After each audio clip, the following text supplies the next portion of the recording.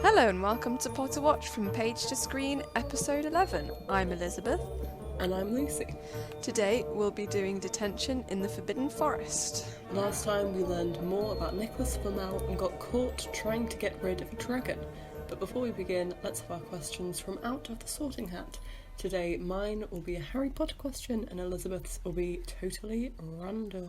Random. Ooh. Did I not have a random one last time? Oh well, let's just keep it like that. Doesn't matter really, does it? No. As long as we get to talk about Harry Potter, all is well. Okay. Do you remember? I think I did have a random one last time. Do you remember the last time it was like, if you could see one plus? Yeah. Okay, it's a bit similar, but it's less crazy, right? If you could only eat one fruit for the rest of your life, which one would it be and why? Can I have other fruits in meals, or this is the only fruit I can have This is ever the for the rest of my only life? fruit you can ever have in anything for the rest of your life. And you can my have gut like, you can say reaction- like apples, you don't have to say like jasmine apple specifically. See, my gut reaction immediately was satsumas, Oh, okay, but nice. I feel like, as boring as it sounds, I would go for apples just because I love an apple crumble, an apple Yes. strudel, an apple pie, Yeah. you know. And apples are good, like they're a good basic. I quite like apple juice. Apple juice is a good like smooth, although I can have smoothies. Nope, Okay, you well, can't have, you apple can juice it have is then. apple juice only. That seems so boring, but I feel like apple is just a good base fruit, you know? Yeah, you can make cider. Yeah. Yeah. Oh, yeah. Wait, that's true. But if If you didn't picked pick pears, grapes, you'd have I to wouldn't be stick able with to pear have. cider. No, So I wouldn't be able grape, to have, I like, guess wine. you'd have to have wine, yeah. Yeah. Oh wow. I mean, that doesn't affect my choice as an underage individual.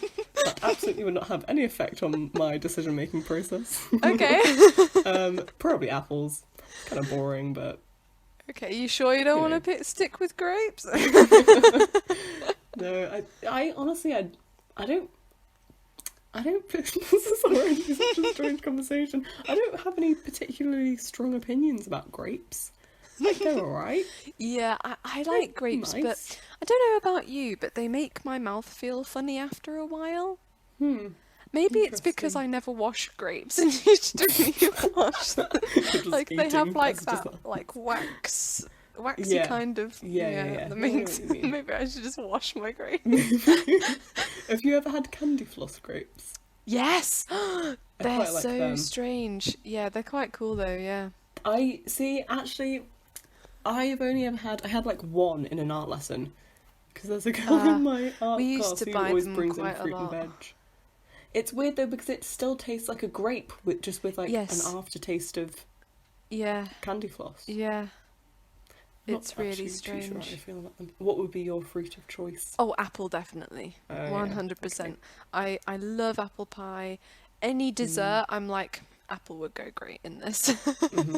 Yeah, I mean it's a good like, you know, like I haven't eaten. I'll grab an apple. I do, you know. I saw I very rarely eat apples on their Really? own. I I love a always good eat apple. them in a dessert. If I eat a fruit on its own, like my go-to fruit is mango for that. Oh, Oh, I nice. See, love a I'm good almost the mango. opposite. I never eat mango, but I have it a lot, like in juice and, Right. you know. Well, that we kind of get thing. like I don't want to sound like super posh, but it's just so we don't have to choose fruit and vegetable each week. We get like a veg and fruit box from like this company who takes fruit and veg from farmers and like Right, actually pays them adequately Yeah. for their produce. Yeah. And so we eat with the seasons, which is really nice, apart from obviously when you get like bananas and stuff. And quite often you'll get a mango because they have like overseas products as well. Right. And it's mango season. It was mango season for the last like couple of months, and then it kind of stops around this time, probably a few weeks earlier than this time. So we get quite a lot of mangoes actually. Nice. I think actually this year was when I ate mango, like the fruit, for the first time in my life without like Really? without drinking it in a smoothie or something. Yeah. Yeah. So yeah, but if I could only pick, like, I don't think mango would go well in a crumble.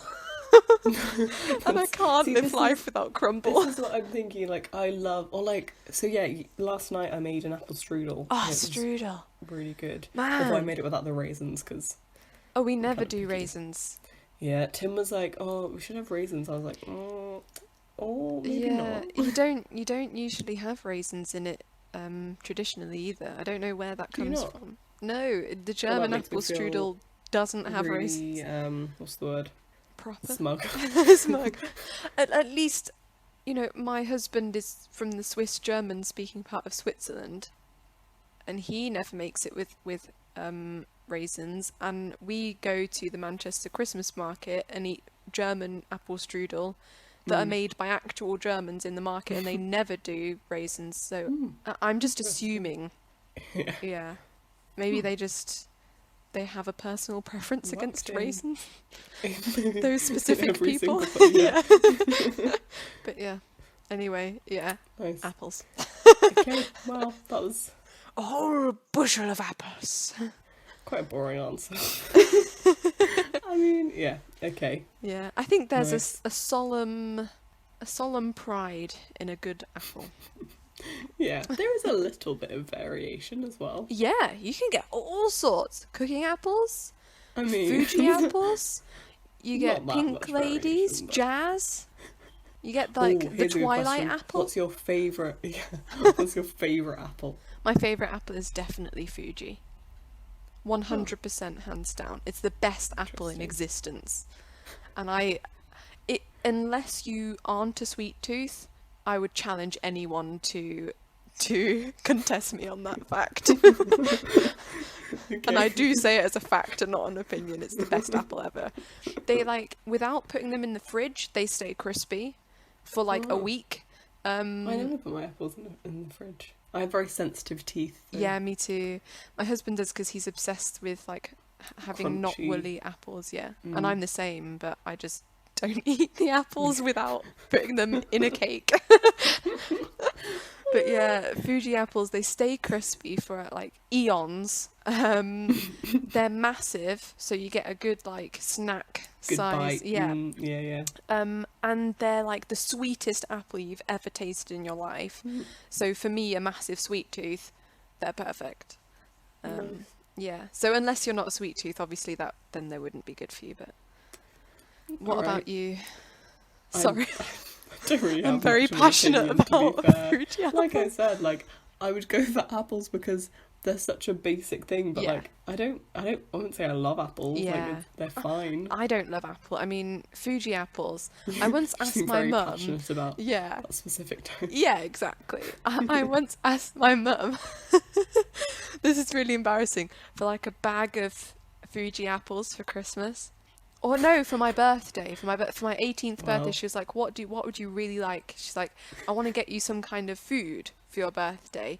And she was like, "I always feel like I get you the same thing." And I was like, "You know what? I'd really want a good bag of Fuji apples." And she's like, "I don't think they're in season," and they weren't, and I couldn't get them. They weren't in season, but yeah, it was depressing. Wow. Yeah, I always wore a Fuji apple sticker on my blazer as well at school. Wow. And I would update it every day. How have I only just learned this passion of yours? Forget Harry Potter, we need to I'm part of the Fuji fandom. Yeah. Oh, I bet there's a Fuji subreddit for sure. Yeah, and not for the mountain. Need to get on that. Yeah. Wow. Okay. Sorry, I've just been talking for 10 minutes about Fuji apples. Go out and buy yourself a Fuji apple. Do yourself a favour. Okie dokes. So now for my Harry Potter question. Oh yeah, and I was like, let's get into the podcast. Yeah, now my turn. Okay. Alright, Tom Allen. Okay. I really like this question. Okay. I just want to let you know, usually I'm That's a change, yeah. This is a really good one. Okay. So make the I'm most excited. of this one lasting.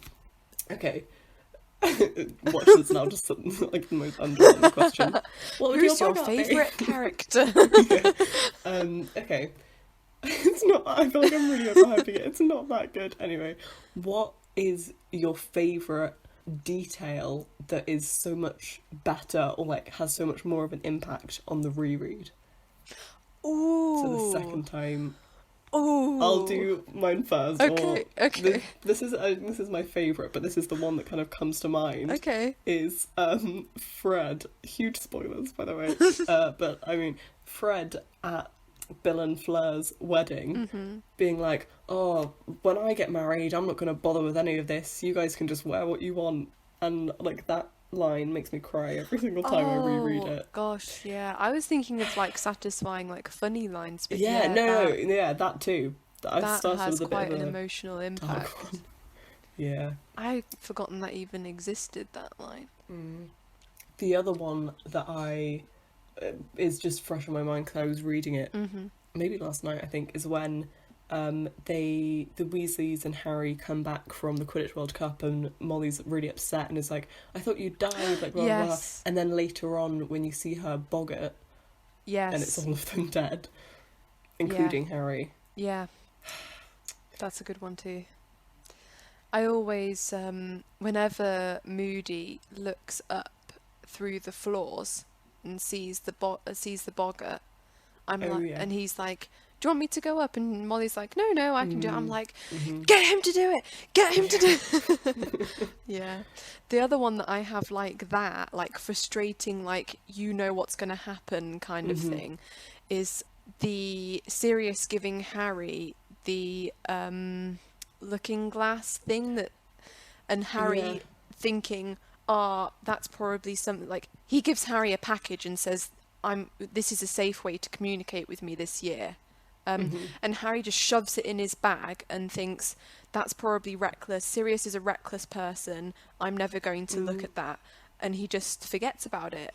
And it's so frustrating because the whole year, it's like Sirius's death is brought about, yes, by him being mistreating Creature, but also by Harry being a nincompoop. And I don't blame Harry, but it's just so frustrating. I don't blame Harry at all, obviously. That'd be a bit harsh. But my favourite one overall, I think it comes down to two. It's either Fred and George bouncing the snowballs off Voldemort's face. Oh, I completely forgot about that. Yeah, no, that's such a good one. Because I forget that happens every single time I read it.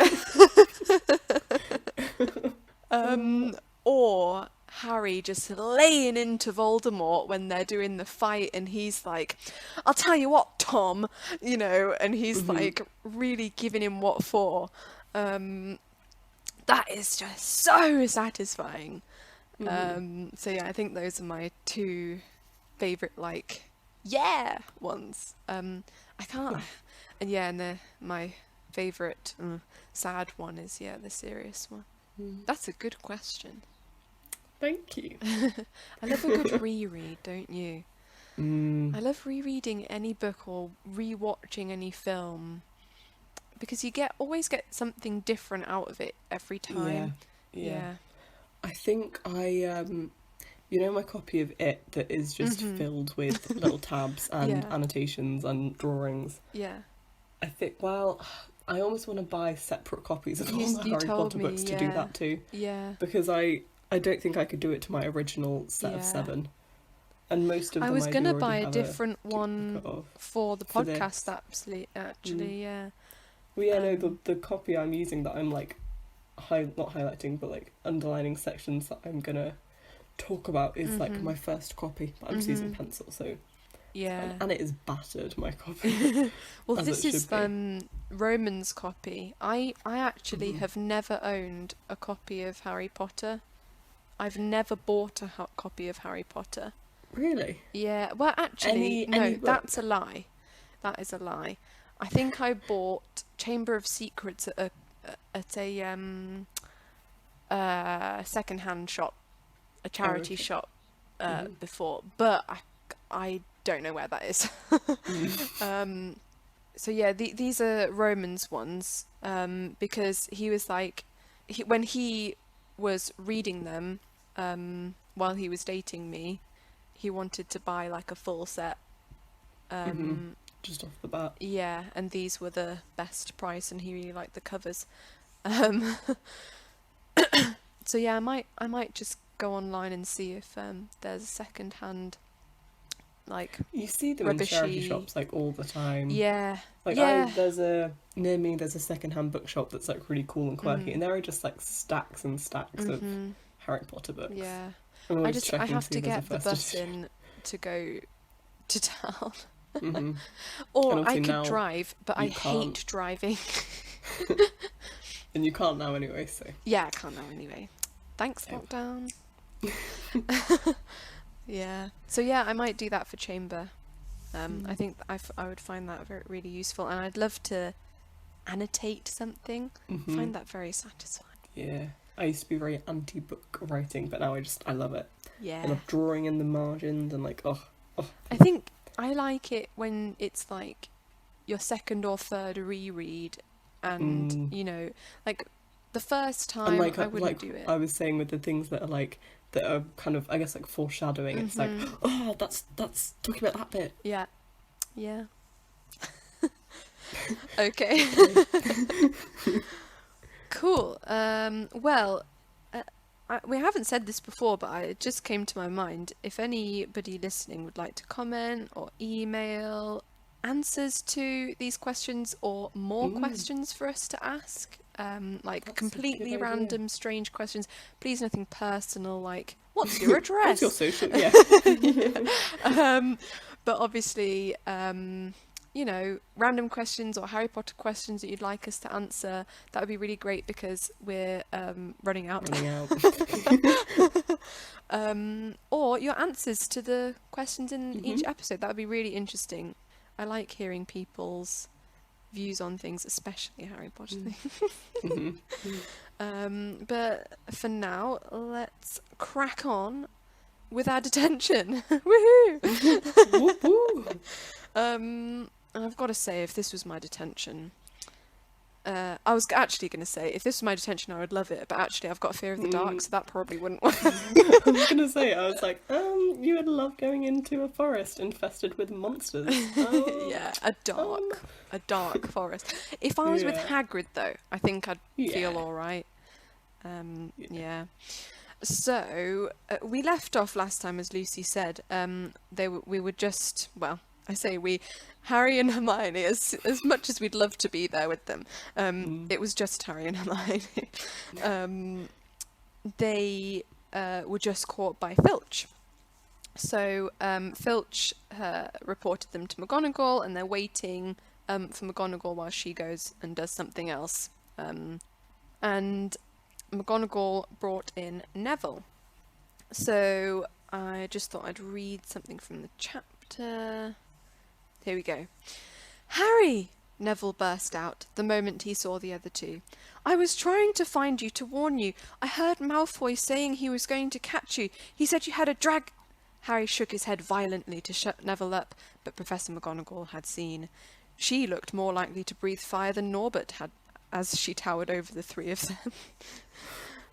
And Harry basically was like, this is the worst possible thing. Like, now we've brought in an innocent person, basically. McGonagall jumps to conclusions. She says the line, "It doesn't take a genius to work it out," but apparently it does, because she doesn't get it right at all. She said that Harry had fed Draco Malfoy this lie, this story, to get him out of bed, and she was like, I suppose you think it's funny that Longbottom had heard the story and believed it too. And Harry was like trying to like catch Neville's eye to say like, I don't find it funny, it's really rubbish. But it doesn't really work. It's very awkward, yeah. McGonagall, I'm going to try hard not to sound incredibly annoyed. McGonagall takes 50 points from all of them. I hate that. I hate it so much. See, the whole house point system can, like, how many house points is a lot of so, like, at my school, they don't really do it in, like, higher up the school, but you're supposed to get 5 points at the end of every lesson just for, like, satisfactory work. Right. You know, like, a good lesson where you behave well and do the work, that gets you 5 points. Like, I'm trying to gauge how much is a lot. Because, like, it's like, well, 700 points-ish by the end of the year that they win with, isn't it? Yeah, yeah. So that's a good point, because we're almost at the end of the year. They win with, about 700, but they had like 500 maybe, or 600 before Dumbledore was like, nah mate, Gryffindor's winning this year.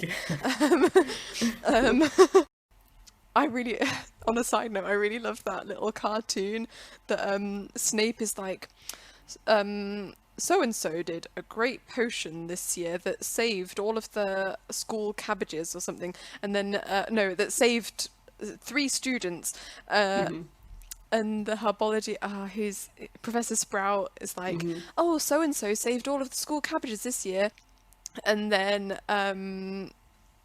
who's Flitwick is like, oh, somebody performed the world's greatest chess charm this year, and Dumbledore's like, Harry went on an adventure, Gryffindor wins.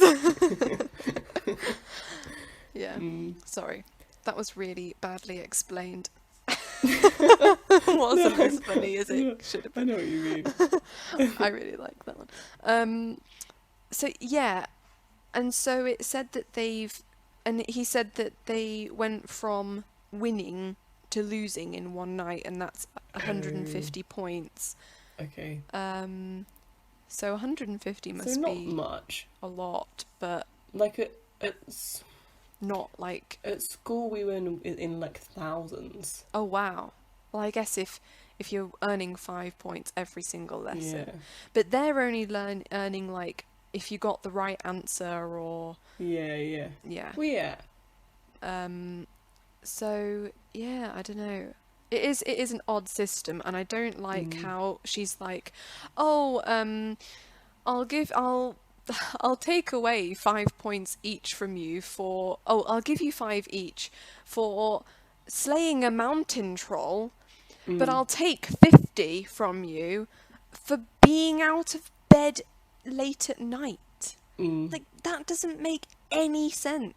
It's no sense whatsoever. Strange. Yeah, it's really strange. Maybe it's almost like, I feel like McGonagall values kind of like, I guess it's almost partially for feeding the lies to Malfoy and subsequently to Neville. It's like the kind of pride and like you know, like everything that she values, guess, like, it's like against the that. mountain troll didn't break any school rules. Or it didn't like it's not like a school moment, but being out of bed is a strict school rule. Especially that, I mean, like, late. but the mountain troll like that could have killed hundreds of students. It could have killed Hermione. Even one student is valuable, and they saved her. Like, they literally saved someone's life. And they got 5 points each. Overall, only 5 points because Hermione got taken away 5 points. For being in the bathroom. Oh wait, no. Oh, because she said, went running after it. Yeah, okay. Like, lose 5 points for bringing a mountain for going after a mountain troll. But lose 150 points for being out of bed. Anyway, and telling lies to another student. That's it's just balmy. But I guess J.K. Rowling needed that to happen, so it happened. That's true. We have to remember it's a fictional, like it's a book. McGonagall isn't a real person, and J.K. Rowling just needed this to happen. Yeah. Anyway, so I just thought I'd read like Harry's kind of reaction. So it says 150 points lost. That put Gryffindor in last place. In one night, they'd ruined any chance Gryffindor had had for the House Cup. Harry felt as though the bottom had dropped out of his stomach. How could they ever make up for this? Maybe you could just go and defeat Lord Voldemort, Harry. That'd that'd help.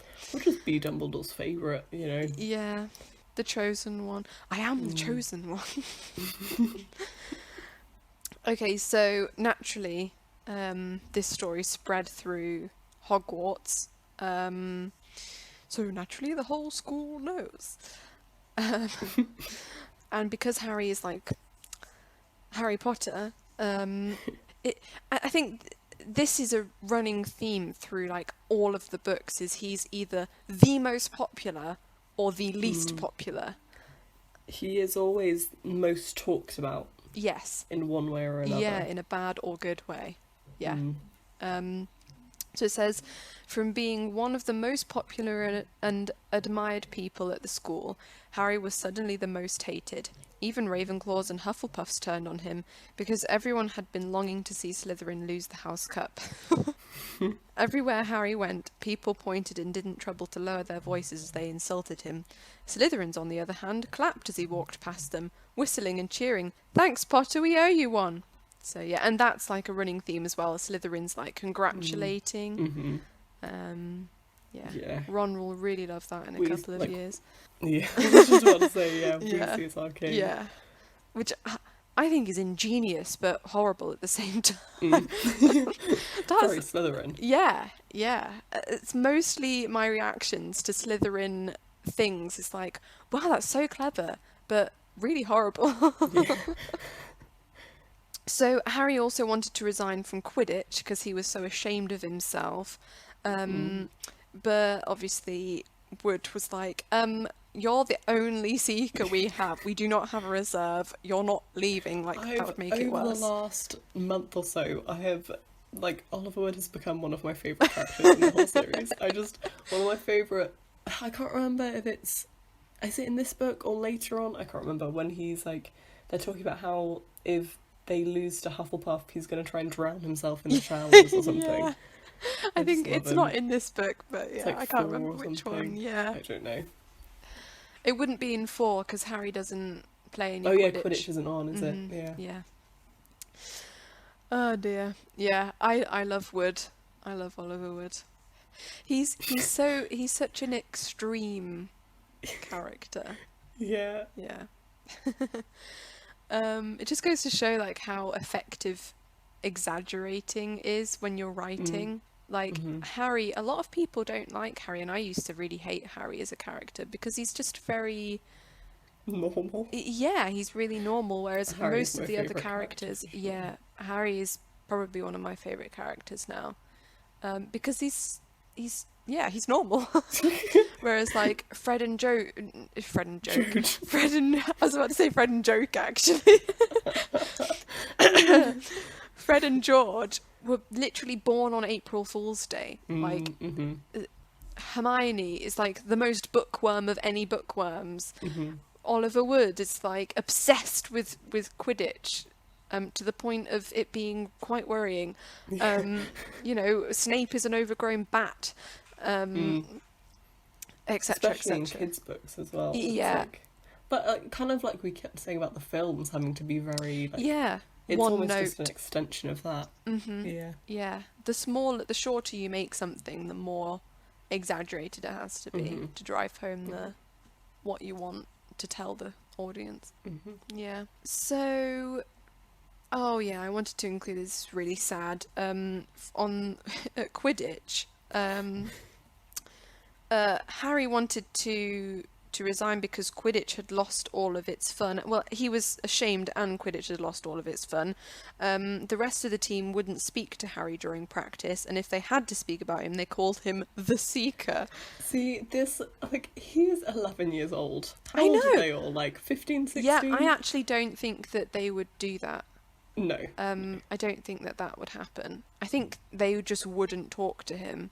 Yeah. Or they would like be very awkward, but the Seeker, He's like a child. Yeah. And it's just strange as well. As well as it being weird, it's mean, it's strange. Like, yeah. Like, it makes it more awkward. Yeah, yeah. Hermione and Neville were also being ignored by everyone, but obviously not as much as Harry. Harry's always being more, like, weirdly, like, actively ignored. Like, people are being like, oh. Yes. Whereas Hermione and Neville, it's just kind of like... Well, we didn't know them anyway. Yeah, exactly. Yeah. Who's Hermione? Yeah. So, at this point, Harry was, like, done with being, like, curious, sticking his nose into other things. He was like, nope, I'm not doing any of that anymore. I'm just going to knuckle down and get on with schoolwork, etc. But he overheard Squirrel sobbing in a classroom whilst walking back from the library. Squirrel? Oh, did I say squirrel? I don't know, maybe I misheard I you. hope I didn't, but Squirrel. I'm as happy as a squirrel. So it says, as he drew closer, he heard Quirrell's voice. No, no, not again, please. It sounded as though someone was threatening him. Harry moved closer. All right, he heard Quirrell sob. Next second, Quirrell came hurrying out of the classroom, straightening his turban. He was pale and looked as though he was about to cry. He strode out of sight. Harry didn't think Quirrell had even noticed him. He waited until Quirrell's footsteps had disappeared, then peered into the classroom. It was empty, but a door stood ajar at the other end. Harry was halfway towards it before he remembered that he'd promised himself. Oh, what he'd promised himself about not meddling.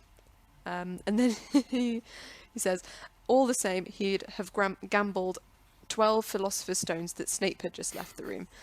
I really love here that it says that he's straightening his turban.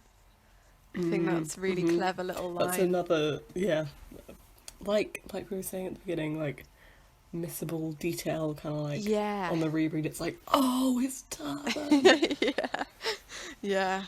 Because when you read it the first time, it's like, oh, ha ha ha, how funny. He was probably getting roughed up a bit. Yeah. Lost a few garlic cloves.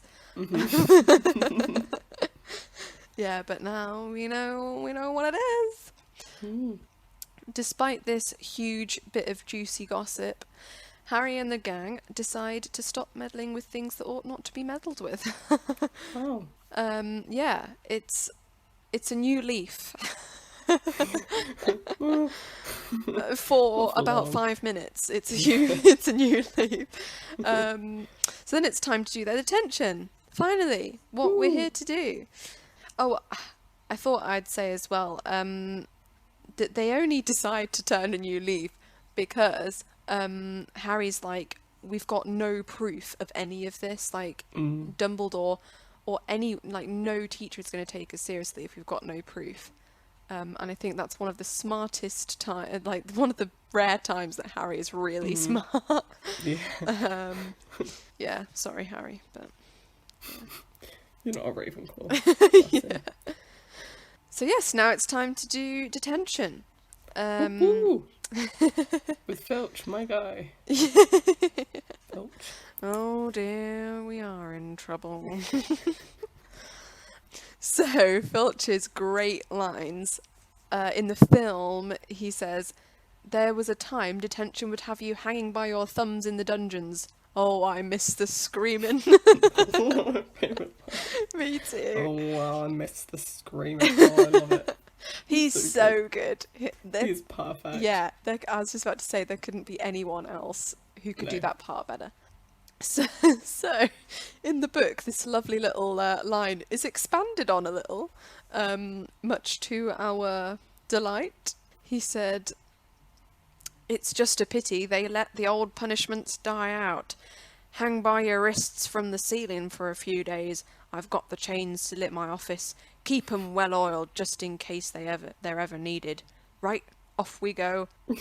Don't think of running off now, it'll be worse for you if you do. So yeah. Wow. He loves children. What a disturbing image of him, like, gleefully greasing his chains. Yeah. It's like he's like Marley and Marley in In the Muppets. Yeah. Marley and Marley. Whoa! Oh, I love that movie. Wow. Me too. I'm so excited for Christmas. Yeah. So, it's similar again when Filch reveals that they're going into the forest. So, Malfoy says, "The forest," he repeated, and he didn't sound quite as cool as usual. "We can't go in there at night. There's all sorts of things in there. Werewolves, I heard." So obviously that's very similar. Obviously in the book we have the inclusion of Neville and the exclusion of Ron. It says, when Filch mentions the forest, Neville says, it says, "At this, Neville let out a little moan." And when Malfoy mentions werewolves, it says, "Neville clutched the sleeve of Harry's robe and made a choking noise." Poor guy. And it says, "That's your lookout, isn't it?" says Filch, his voice cracking with glee. Should have thought of them werewolves before you got into trouble, shouldn't you?" Oh dear. I can't think of a good voice for Filch, so I'm sorry if my Filch voice is a bit off. My Filch voice changes every time I read from Harry Potter. Yeah, all my voices are... I rarely attempt voices, and when I do, they all sound quite a lot like me. Yeah, I love doing voices, and although I think that they sound really good and like distinct in my head, out loud, they don't sound any different. Yeah, I don't know. But my mum said that my Umbridge was really good, and she said my Fudge was really good. Cornelius Fudge. Oh no, not Cornelius Fudge. Wormtail. Sorry. She was like, "Oh, your Wormtail's really excellent." So yeah, but that's the only good praise I've gotten. I guess take that as a compliment. Yeah. Umbridge and Wormtail. Well, evil characters are so much easier to do. Yeah, that's very true. Yeah. I really am not a fan of... We're going on so many random We are. We're on almost an hour already. Of Stephen Fry's voices. I just don't like his audiobooks. I remember you guys taking me home with you after church once, just to, so I could go round to your house. I don't know why I'm explaining. I'd probably leave that out. And we were listening to Harry Potter, and I was like, this is the first time that I heard Harry Potter on audiobook, and I was like horrified, and I started laughing, and I think Tim, you were like, yeah, and then Tim got like a bit offended, and he was like, why are you laughing? I was like, this is ridiculous. I was like, I can't listen to Stephen Fry doing Hermione's voice. That's just ridiculous. Apparently the American audiobooks are a bit better. Yeah, apparently. I heard that from Jim. Swish and Flick. Jim something, yeah. Anyway. I think I find Stephen Fry's ones funny because he's a comedian. Like, I just can't take him seriously. But they are bad as well. Yeah. So Harry is really pleased to hear panic from Malfoy. And if I'm not much mistaken, I haven't watched this specific bit, but I think Harry looks a little bit smug in the film, but don't hold me to that. Hagrid puts Draco in his place, which is very satisfying. So it says, "But this is servant stuff. It's not for students to do. I thought we'd be writing lines or something. If my father knew I was doing this, he'd..." "Tell you, that's how it is at Hogwarts," Hagrid growled. "Writing lines. What good's that to anyone? You'll do something useful, or you'll get out. If you think your father'd rather you were expelled, then get back off to the castle and pack. Go on!" Oh. Is this the first my father will hear about this? Of the, maybe. Possibly.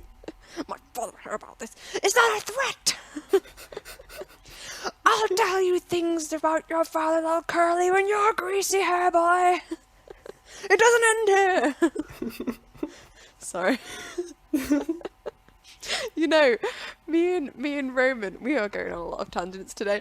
Me and Roman, we might have to finish the second half at some other point because I'm going to have school tomorrow. But anyway, sorry, carry on. We were on a date in Oxford, and we sat under like what I call the Malfoy tree, and I, without prompting from Roman at all, just randomly started quoting it, and I literally like quoted word for word the whole scene. He was just like bemusedly listening along like, okay, what kind of weirdo do I have here? Well, I hope he didn't think that, but that's what I imagine was going on in his mind. So that's very satisfying. I also like reading that as well, going back to our like rereading thing, knowing that, you know, all of the times that Draco is so mean to Hagrid, you know, drawing care of magical creatures and the Buckbeak trial and things like that. It's nice hearing him actually stand up for himself for a change. Yeah, that's very true. Yeah. So at first, Hagrid splits them up so Harry and Hermione are with him and Draco and Neville are with Fang. And Hagrid reveals more about unicorns. I was about to say uniforms there. We wear school uniforms, so you're all equal. So it says, could a werewolf be killing unicorns? Harry asked. Not fast enough, said Hagrid. It's not easy to catch a unicorn. They're powerful magical creatures. I never knew one to be hurt before. I'm so sorry about my Hagrid voice. So that's that was really interesting to me. I always forget that they're powerful. I always see them as like really dainty. Yeah. Rather pathetic. They hear what sounds like a cloak trailing along the ground. Spooky. Spooky, scary skeletons. And then they hear another noise, and Hagrid like holds up his crossbow, ready for a showdown, you know. But it's a centaur. Our first sighting of a centaur. Centaur sighting. Yeah, centaur spotting. In the whole series. So this centaur is called Ronan. And Hagrid tries to ask him some questions about who's been killing the unicorns, and he's not very useful. He's not very helpful at all. So he says, "Listen, I'm glad we've run into you, Ronan, 'cause there's a unicorn been hurt. You seen anything?" Ronan didn't answer immediately. He stared unblinkingly upwards, then sighed again. "Always the innocent are the first victims," he said. "So it has been for ages past, and so it is now." "Yeah," said Hagrid. "But have you seen anything, Ronan? Anything unusual?" "Mars is bright tonight," Ronan repeated. That's one of my favourite lines. Yeah. Hagrid watched him impatiently. "Unusually bright." "Yeah, but I was meaning anything unusual, a bit nearer home," said Hagrid. "So you haven't noticed anything strange?" Yet again Ronan took a while to answer. At last he said, "The forest hides many secrets." "Great, thanks, Bane." No, not Bane, Ronan. Ronan. I do really love... Although, Ronan now just makes me think of Marvel movies. Oh, yeah. I'm rereading that. I love the centaurs. I think they're great. I love the centaurs too. They're so interesting. They're so otherworldly. Yeah. Yeah. I particularly love when, is it Friends who teaches? Yeah. Mm-hmm. Yeah. Friends. I like that because it's like, he's a friend. Sorry. Bane because he's a... No. I was going to say Bane because he's a pain. Yeah. Nice. Ronan because he's a... Just a normal centaur, really. Anyway. Yeah. So another centaur comes along, Bane. So that's why we're talking about Bane. And he's also not very helpful. So let's read that shall we? Look, I've just been asking Ronan, you seen anything odd in here lately? Only, there's a unicorn been injured. Would you know anything about it? Bane walked over to stand next to Ronan. He looked skywards. Mars is bright tonight, he said simply. We've heard, said Hagrid grumpily. I wonder what Mars being bright means. Ooh, like in terms of... Should we look it up? Maybe we should have a quick look. Yeah. What I don't even know what to Google. Mars being bright mean? In relation to Harry, Mars burning bright that night may specifically have been a warning of his encounter with Voldemort the same night, which was a sort of battle. Okay. Because it's a bringer of battle. Ah. Yeah. Or it might have been, like, for the upcoming showdown, Philosopher's Stone showdown. Mm-hmm. So, yeah. Okay. Yeah, it's weird. But the answer to this question, so this isn't a specific one, it's just, I think it's on Reddit. Or, no, I don't know where, this is a weird website. Anyway, the answerer says, I doubt, however, that the centaurs would ever say anything so certain, like, tonight, you know, it's going to happen tonight. So I think it's probably about Harry versus Quirrellmort. We haven't got there yet. Sorry. I just can't think of another word for it. It's not versus Voldemort, it's not versus Quirrell.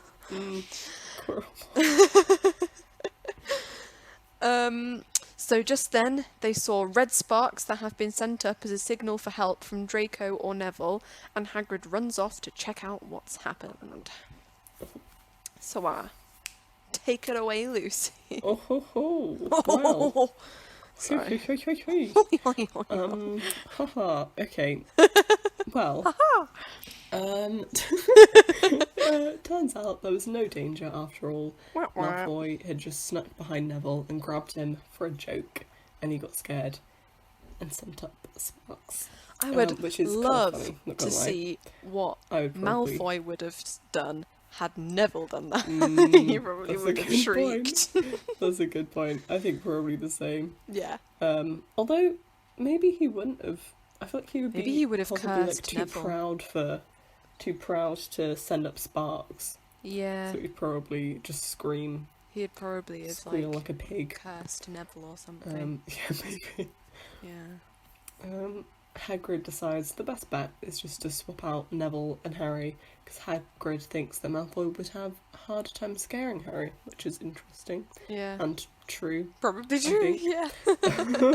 Sorry, Neville. And then, soz. I love you, but... And then we have the description of the unicorn, which goes, Harry had never seen anything so beautiful and sad. Its long, slender legs were stuck out at odd angles where it had fallen, and its mane was spreading pearly white on the dark leaves. Yep, there we go. I couldn't decide whether there was more or not, but that's it. Yeah, I like that. But what did it say? Beautiful and sad. Yeah, I always find that interesting that, you know, it's just a random animal, and yet I think because it's so beautiful, it like almost heightens the sadness of and it. it's this like the super powerful, obviously like strong, powerful magical creature that's dead. I don't know why I'm laughing at everything today. It's dead. Well, because death, I think death often, I laugh when death or like morbid things are mentioned, and I'm often really crass around that subject, because it makes me feel more comfortable. Yeah. Yeah, because it's so... I've run into some sticky situations by doing that. It's been a bit awkward sometimes. I think because it's so hard to understand, so it's quite funny. I mean, if it happens to you, you can't really tell anybody else about it. Yeah. And then, as you were saying, Elizabeth, we see Quirrellmort for the first time, and basically how it goes down Then, out of the shadows, a hooded figure came crawling across the ground like some stalking beast. Harry, Malfoy and Fang stood transfixed. The cloaked figure reached the unicorn. It lowered its head over the wound in the animal's side and began to drink its blood. Wow. I just want to mention, while we're talking about Quirrell Mott, I was talking to my family the other day and saying that, like, I don't really ship characters that much. It's just kind of like, you know, do what you want. Yeah. But my, like, number one is Poe and Finn from Star Wars. But actually, in that moment, I forgot about the most important ship of all time, which is Quirrell Mott. Yeah. They're the real ones. Yeah. That's all that matters. I don't care. And Anything I'm else happy can as be... a squirrel, as anything else long could be as I'm canon. with Mr. Quirrell. It's Quirrell Mott forever. Yeah. Similar... I mean, the Harry Potter musical representation of that couple is just genius. I love it. Like the fact that I had never cottoned on to the fact that when Quirrell goes to the toilet, Voldemort Is there? is Do you there think he and like closes his eyes? Like... I don't know, probably he probably just pretends that he doesn't exist. yeah. I guess watch you so. wipe your butt daily. You can call me Voldemort. We're there. We've reached that point. Similar to the film, Malfoy runs away screaming. I mean, kind of relatable in this moment. Yeah. I mean that. That line. Crawling across the ground like some stalking beast. Oh, crawling is what gets me. Yeah. Have you seen you've seen Spirited Away, right? Yes. You know the No Face when he like gets really obsessive and really big. He like, you know, I'm miming to Lucy when we're literally doing a podcast without video. But if you've ever seen that film, that's what I imagine like this. It's like kind of spidery. Yeah, spidery kind of body, even though it's literally Quirrell. Sounds Quirrell. It's just a man. It's a man. Yeah. Quirrell Mott looks up. Quirrell Sorry. Mott looks up and sees Harry. He starts coming towards Harry, and then Friends, the centaur, comes to his rescue. In the film, Friends and Harry's conversation is quite similar to the book, but instead of answering Harry's question, what was that, like he does in the film, in the book, Friends ignores him. He does eventually answer Harry though, but I mean, it's kind of great that he just... Yeah, that's what I like about centaurs. They're just like, I don't have to answer you. Yeah, and it's not even like, oh, I'm not going to tell you, it's just like... Yeah. You don't know me! You don't know my life! Exactly. In the film, Hagrid finds Harry, but in the book, Friends lets Harry ride on his back to bring Harry back to a safe part of the forest. This is one of my favourite bits of the book, actually, but I completely understand why it would be cut from the film, because it's just so unnecessary. Yeah, but it's just a lovely little, like, bonding sesh. Yeah. I can really imagine it as well. Yeah. And, like, how weird that would be as this 11-year-old kid, like, riding through on the a woods man's on this back. Manhorse. Yeah, exactly. Then some other centaurs find Friends and Harry, and they get very angry, get a little bit ticked off. Yeah. Bane the Pain. He really is a pain here. It's like Elaine the Pain from Tracy Beaker. Yeah. Friends, Blaine thundered. Blaine? No. Wow, we're talking about a Harry Potter musical a lot today. If anyone knows why I'm referencing a Harry Potter musical when Lucy is saying Blaine, I salute you, my friend. I barely get that reference, so it's pretty niche. Friends, Bane thundered. No, I'm never going to be able to read that the same. Sorry. Anyway. What are you doing? You have a human on your back. Have you no shame? Are you a common mule? I mean, I get it. I get why that would be shameful. I get it. Look, it's Harry. We wouldn't want to be like... okay. What? I was just being mean to Harry. I don't know. Okay. It made me laugh. Okay. Anyway. As long as you're Ronan- having fun. Yeah. Ronan pulled the ground nervously. I'm sure friends thought he was acting for the best, he said, in his gloomy voice. Bane kicked his back legs in anger. For the best? What is that to do with us? Centaurs are concerned with what has been foretold. It is not our business to run around like donkeys after stray humans in our forest. Stray humans. Sorry. I like though that they talk about humans like they are animals. Little... Yeah. Because they too are animals. Yeah. So they would obviously see humans as animals. Mm-hmm. But humans don't see centaurs as humans.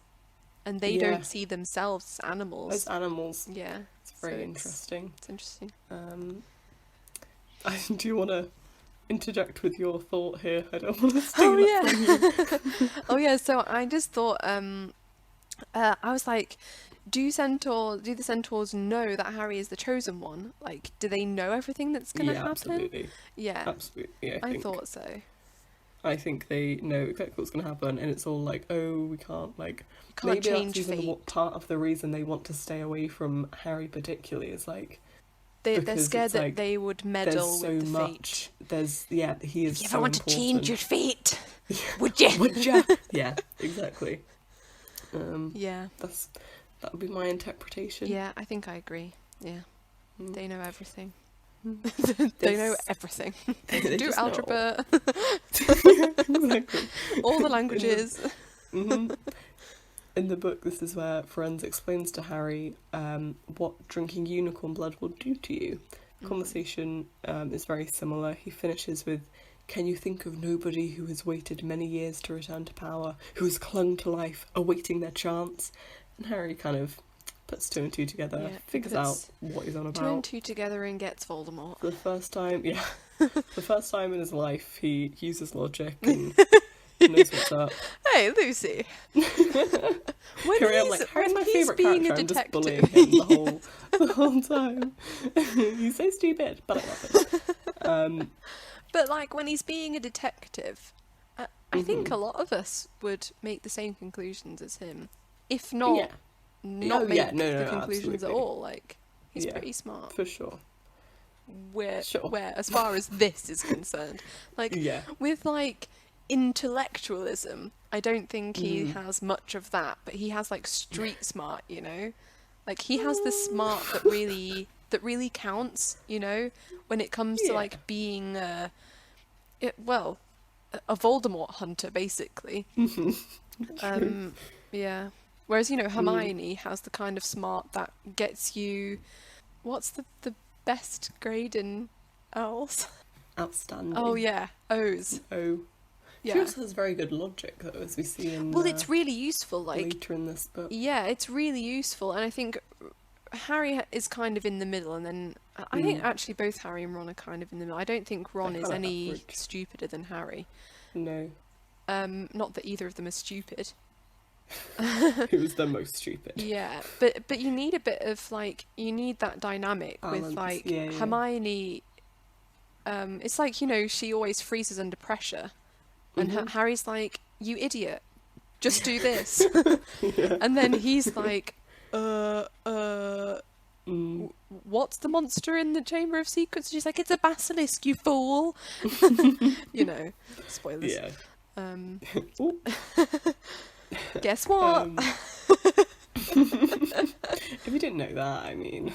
Yeah, I mean... The book's been out a while, come on. Why are you listening to it? Go and read Harry Potter. Or go and watch Harry Potter. At least, yeah. Yeah. As Hagrid hurries off to examine the unicorn, Firenze says to Harry, "Good luck, Harry Potter," said Firenze. "The planets have been read wrongly before now, even by centaurs. I hope this is one of those times." Thanks. So, okay. So what has been read? What has been read wrongly? And is it about, like, this year, or is it about far, far in the future? I wonder how long centaurs live for. It's an interesting question.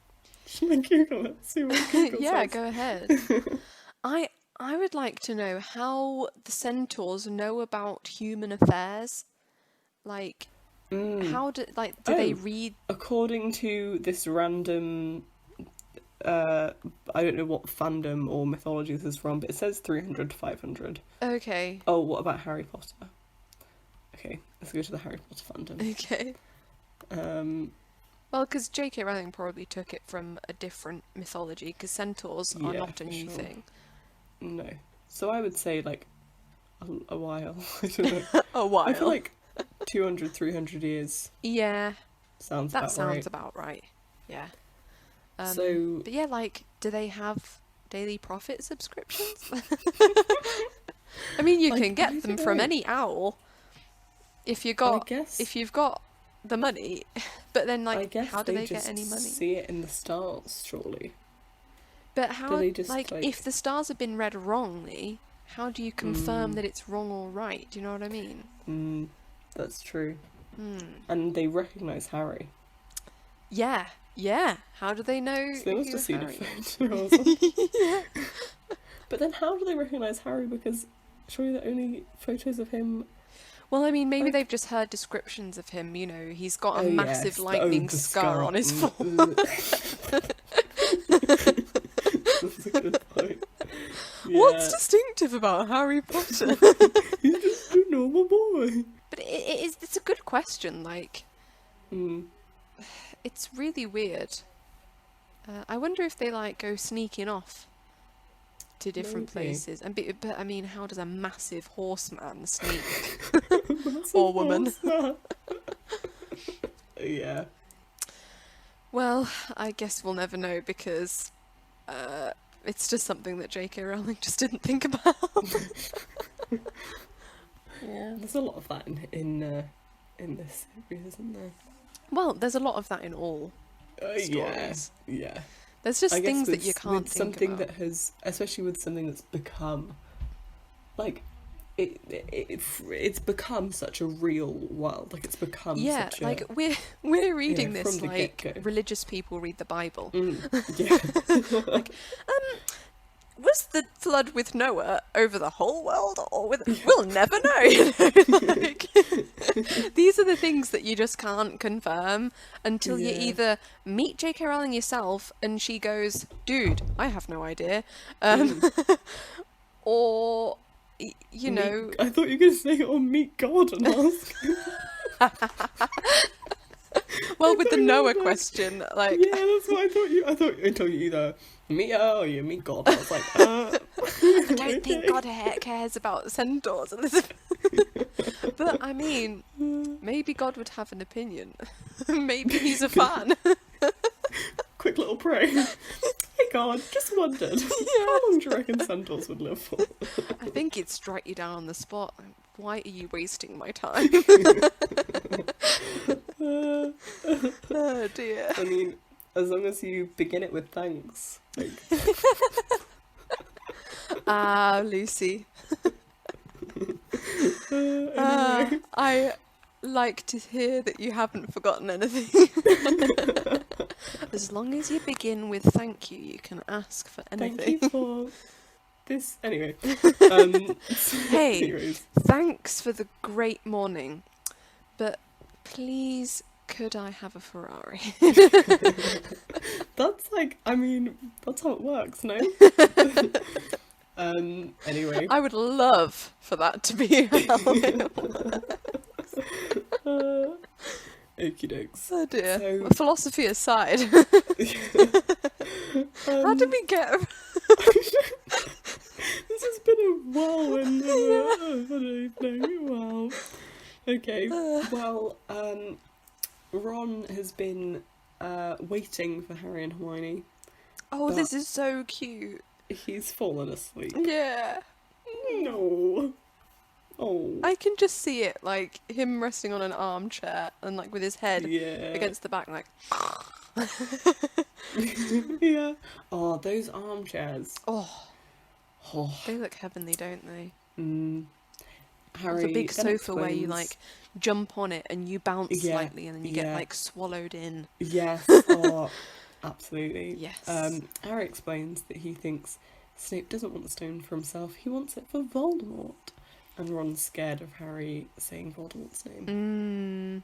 I find that like, you don't get that as much in the film, like Ron being uncomfortable with Harry saying Voldemort. Yeah.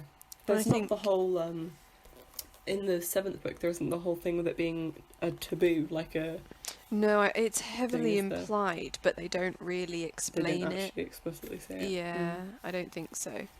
I think as like this just adds to the fear Voldemort above everything else kind of thing. I think Voldemort is way scarier as a concept in the book, but then I think when he appears, I think he's way scarier in the film. Yeah, I'd agree. Yeah. He's kind of goofy in the books, isn't he? Yeah, because it's like he has a high-pitched voice. And my mum said before, she was like, I just can't imagine him with a high-pitched voice because it's just silly. Yeah. And I always like if I'm like reading Harry Potter aloud, I always read him like, and it's like, I'm a snake. You know, it sounds like the Harry Potter musical Voldemort. Like they literally get it right. But it's goofy. Yeah. Yeah. And not in the Disney character kind of way. So yeah, they're about to turn in for bed, and Hermione is kind of a bit scared, but she had a word of comfort. Harry, everyone says Dumbledore's the only one you know who was ever afraid of. With Dumbledore around, you know who won't touch you. Anyway, who says the centaurs are right? It sounds like fortune-telling to me, and Professor McGonagall says that's a very imprecise branch of magic. Ooh, foreshadowing. Yeah, crikey, that is foreshadowing. And then, when Harry pulled back his sheets, he found his invisibility cloak folded neatly underneath them. There was a note pinned to it, just in case. So I like got the cloak back. The notes in my book are all like written out. That's really cute. Yeah. Mine is that the same for like? Do you have a different font for articles? Yeah. Let me try and. Or letters. Yeah. Oh, that's so cool. So yeah, they have a font for Dumbledore. So this is the other Dumbledore. So that's Dumbledore font, but they do have a font for McGonagall as well. Nice. And then they always have like a Daily Prophet article font as well, and they do it in like columns rather than yeah. Oh, that's so cool. It is cool. I really like these versions. Yeah, that's awesome. Oh, you know what I'm excited for? Were we talking about this last time? The Mia Lima books. Yeah. Yeah, but I don't have any money.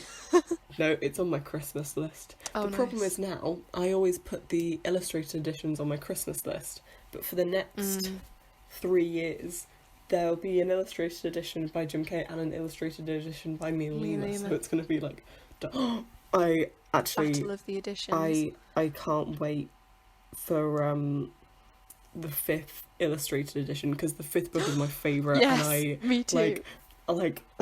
Me too. And I feel like this is what what's the illustrator called? Jim Kay? Jim Kay. I feel like this is what he was born to do. Like creatures. Yeah. Oh, for sure. Yeah. Oh no, like, wait, no, this is portraits are incredible. I was talking about the 4th one. Whoops. But yeah, like as you say, his portraits. Oh, I thought you were just talking about Harry Potter in general.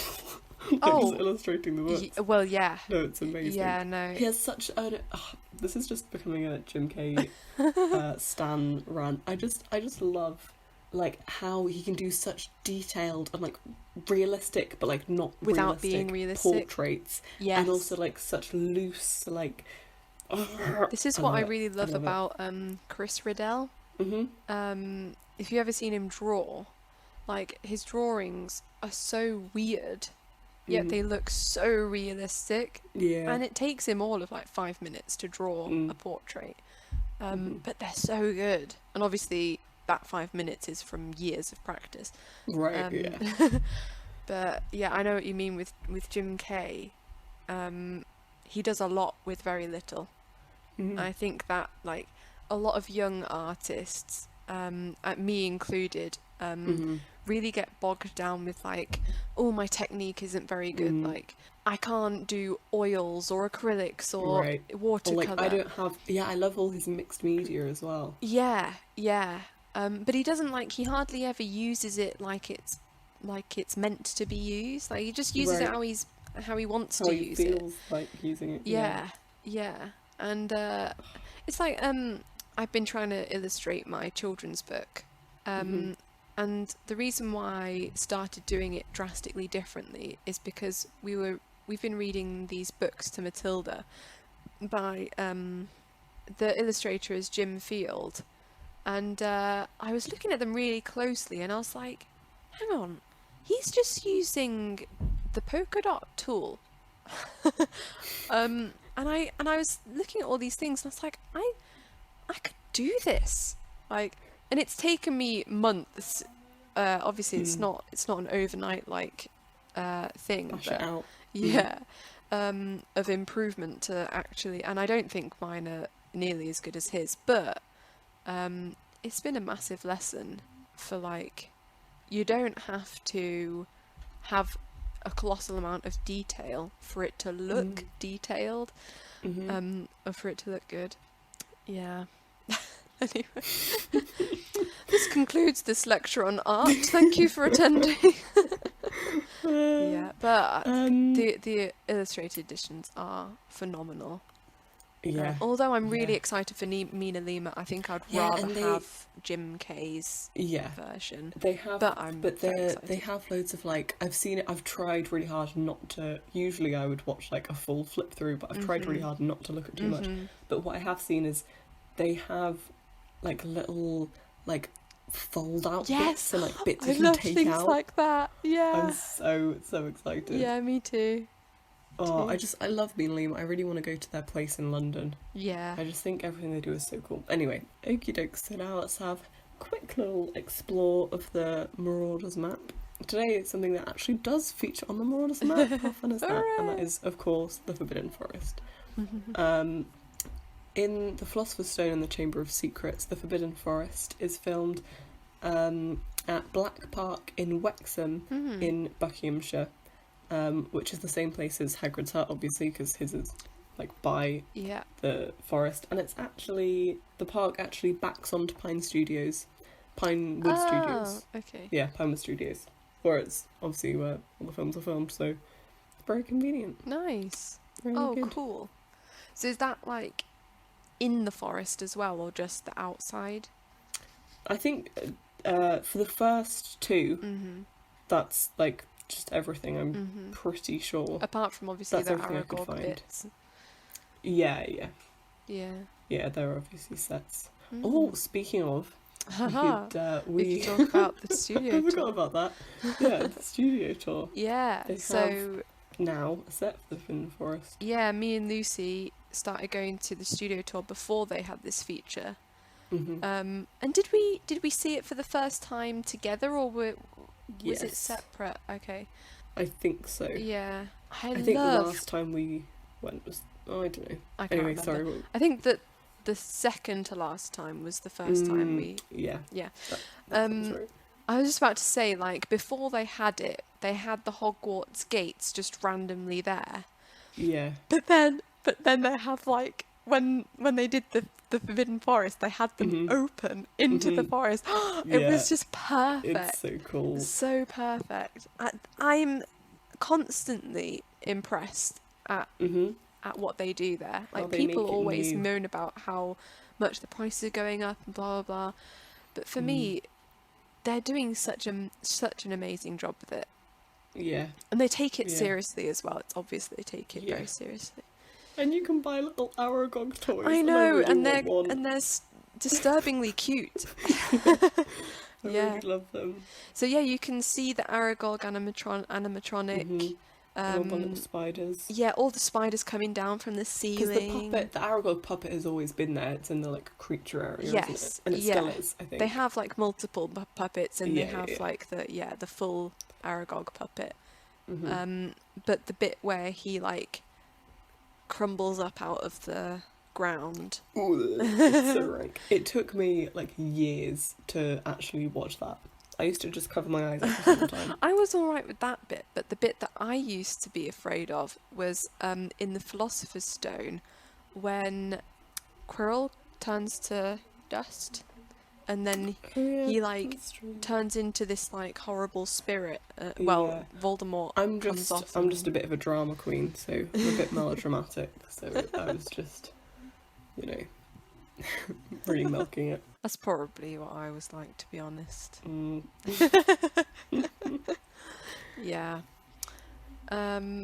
What else can you see? Oh, you can see the how they do the Patronus, the doe Patronus that Harry follows to get the sword. Oh yeah, I forgot about that. Yeah, so they in the Forbidden Forest. they and attach also they've got an Buckbeak. insanely bright light to a greyhound.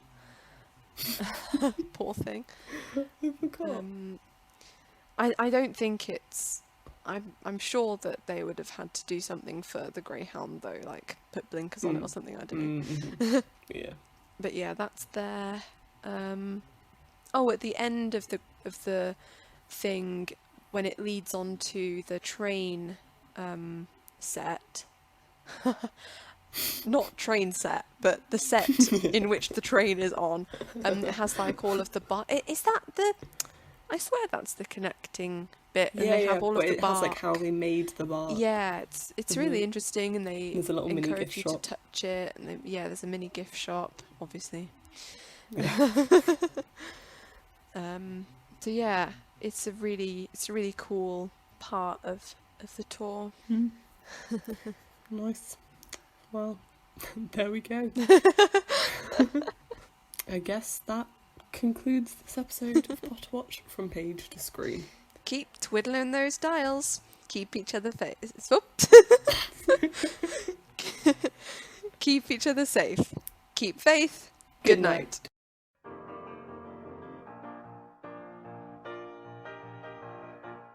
Okay, we got a spam comment on one of our videos, by the way.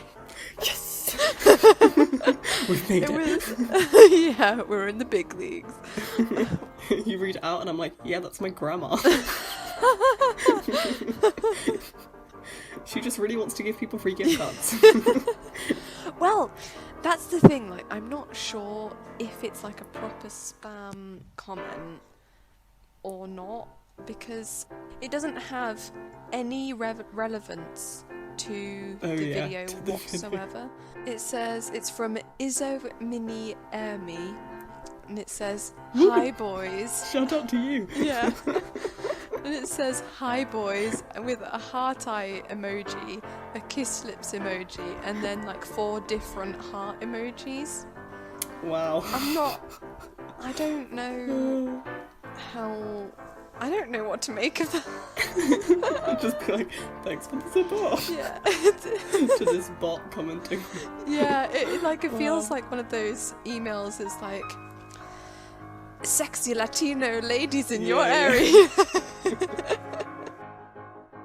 Nourish. Okie dokes.